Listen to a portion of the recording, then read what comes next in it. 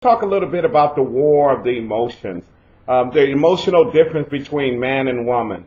According to Genesis chapter 2, verse 7, that man was formed from the dust of the ground and God breathed the breath of life into him. What this means is that man existed even for a short moment without having breath of life in him.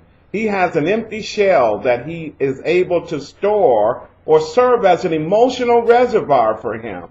And so it is with man that when he wages war, that when he goes and hunt and fish, that he's able to store away those emotions and deal with them at a later time. Woman, on the other hand, was created with life in her. She came from man. She came forth with life. I want to share just very briefly with you is that a woman loves on every level.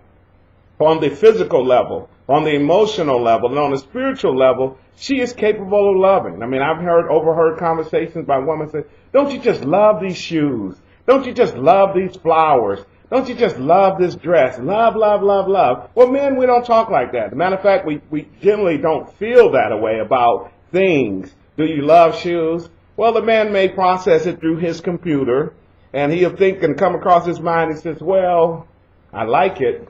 But the easiest answer is just to say yes. So he says yes and goes along with it. So the woman believes that the man loves shopping.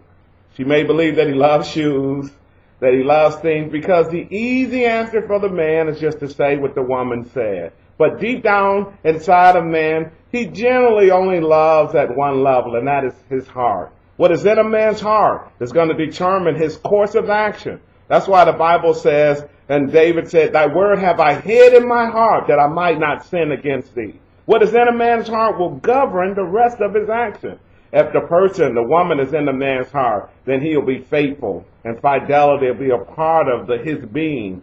If lust is in his heart, then he'll go after those things that fulfill those lusts. If prosperity in his heart, then he'll go after those things that complete him, those material things that make him feel successful. And so what is in a man's heart will determine the rest of his desires, what he sees. This is another battle. What he sees drives how he feels about something. He looks out and he sees something, he desires it, and he goes after that picture that he has in his head. Whether it's a job, whether it's a touchdown, it's a woman, it's whatever it is, he gets a picture in his head and he goes after that picture. He goes after it with vim and vigor and intensity until he's able to accomplish it.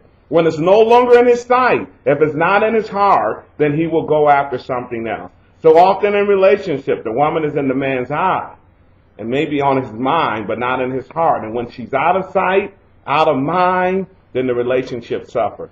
And so for real relationship to take place, the woman has to find herself in the heart of that man, because it's there where he'll be faithful, where he'll be loyal, where he'll be dedicated.